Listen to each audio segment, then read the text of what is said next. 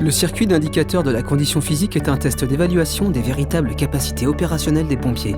Simple à mettre en œuvre, le test a été élaboré pour correspondre aux efforts fournis lors d'une attaque de feu et dure environ 20 minutes. Il permet de mesurer la force, l'effort, la souplesse, la synchronisation des gestes et la capacité de récupération de l'agent. Tout au long de l'épreuve, la saisie des performances permet à l'agent de prendre conscience de sa condition physique et de renseigner sa page Capital Santé sur le portail du service. Alors, le Capital Santé, c'est un concept établi par l'OMS, l'Organisation mondiale de la santé, qui en fait repose sur un trépied. Ce trépied est composé du volet mental, du volet social et du volet physique.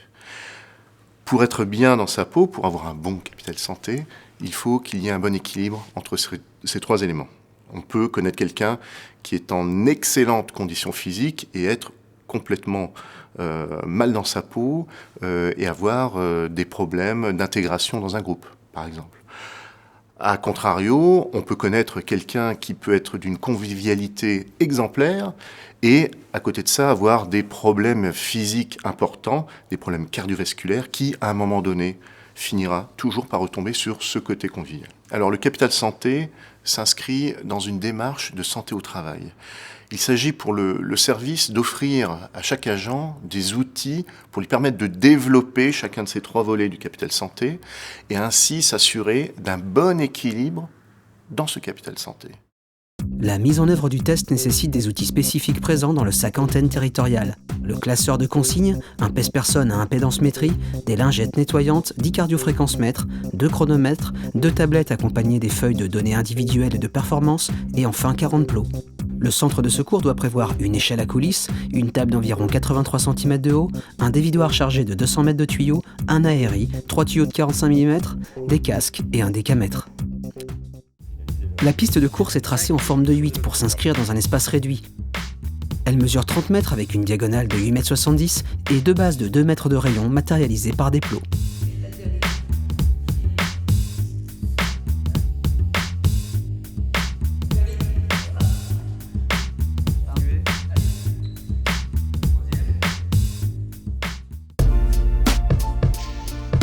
Avant de démarrer les exercices, le candidat au test est pesé afin de mesurer son pourcentage de masse grasse.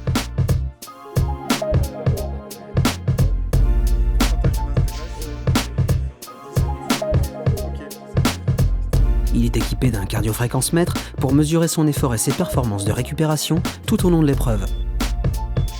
Après échauffement, l'agent peut débuter le parcours. Première étape, une course de 300 mètres avec portée de tuyaux de 45 mm.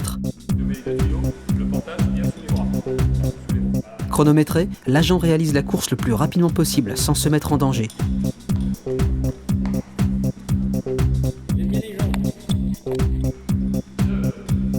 La qualité de réalisation du parcours est prise en compte et les fautes sont notées sur la fiche de suivi.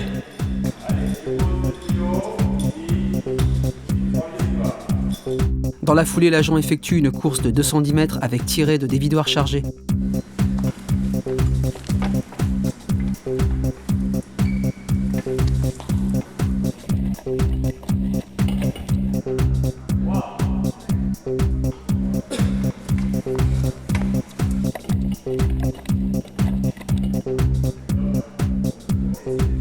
À l'issue de cette course, la fréquence cardiaque est relevée et l'agent entame une période de récupération de 2 minutes, durant laquelle il s'équipe d'un ARI et d'un casque.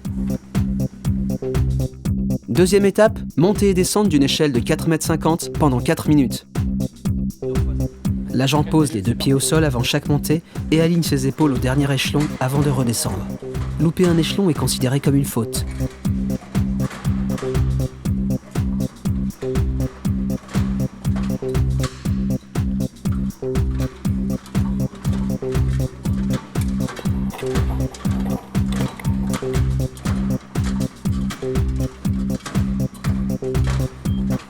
Au bout de 4 minutes, la fréquence cardiaque est relevée et l'agent récupère pendant 2 minutes.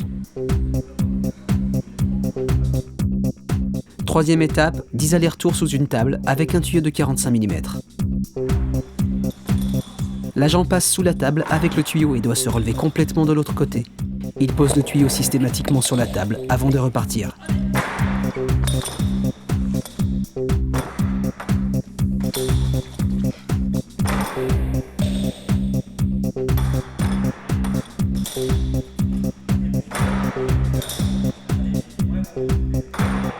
La fréquence cardiaque est relevée à la fin de l'exercice et l'agent prend 2 minutes de récupération.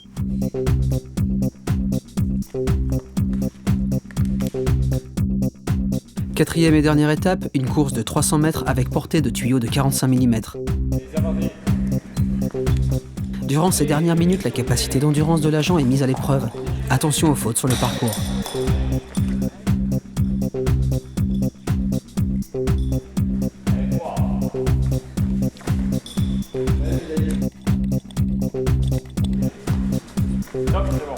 L'épreuve est maintenant terminée. La fréquence cardiaque de l'agent est relevée juste après l'effort, puis une deuxième fois après 2 minutes de récupération.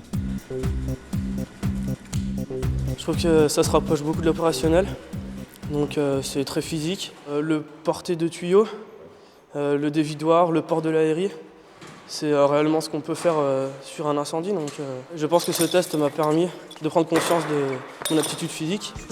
Afin de mieux coller à l'opérationnel, les agents qui maîtrisent bien le parcours le réaliseront par la suite en tenue de feu. Pour évaluer les résultats du test, l'agent doit rentrer ses performances sur sa page Capital Santé via le portail du service. Sont prises en compte les temps chronométriques, les fréquences cardiaques en fin d'exercice, les fréquences cardiaques en fin de récupération, ainsi que les fautes réalisées sur le parcours. Les résultats apparaissent sous la forme d'un graphique simple qui permet à l'agent de prendre conscience de son capital physique et d'agir pour le maintenir ou l'améliorer.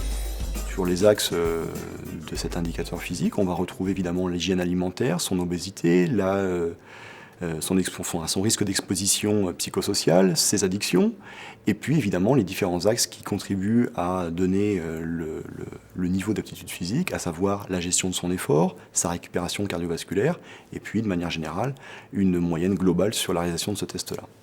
Donc ce test de terrain qui est vraiment très, très pédagogique, très proche des réalités et qui permet très rapidement à l'agent de prendre conscience de son niveau d'aptitude, lui est directement exprimé par une codification en couleurs allant du rouge au vert clair pour lui donner un bon reflet de son aptitude physique. La feuille est transmise aussi au 3SM, au cabinet médical, qui va pouvoir, lors de la visite médicale annuelle, revenir sur l'exploitation de ces données-là et éventuellement conseiller l'agent, l'orienter vers des référents pour prendre en charge un axe qui serait plutôt à travailler. Et bien malgré la simplicité extérieure du test, chacune de ces parties a été mûrement réfléchie et s'appuie sur des connaissances scientifiques. Chacun des ateliers du circuit répond à des règles de la physiologie de l'effort et ainsi 19 paramètres lors de ce test sont extraits. Nous évaluons par exemple le temps réalisé sur le circuit, la force dans la ceinture scapulaire, la capacité à gérer son effort sur une intervention d'une vingtaine de minutes, sur sa récupération cardiovasculaire sur des périodes imposées, sur la dérive de la fréquence cardiaque et la récupération sur la force des membres, sur la capacité d'endurance, etc. Le test marche bien et nous l'avons étalonné en montrant par exemple une corrélation avec certaines parties du test et les VO2 max de sapeurs-pompiers enregistrés en laboratoire de la physiologie de l'effort et sur la distribution de la médiane sur 160 pompiers masculins. Nous envisageons tout prochainement étendre l'outil à nos féminines et la construction méthodologique du test fait que l'agent ne peut pas tricher. Il est face à lui-même pendant cette épreuve et il réalise ce test le plus vite possible en toute sécurité. Ces indicateurs vont être un outil très important pour tenter de repérer les agents en difficulté. Ce sera alors au service, via le 3SM par exemple, de proposer un accompagnement pour toutes ces personnes pour tenter d'améliorer avec eux leur capital santé.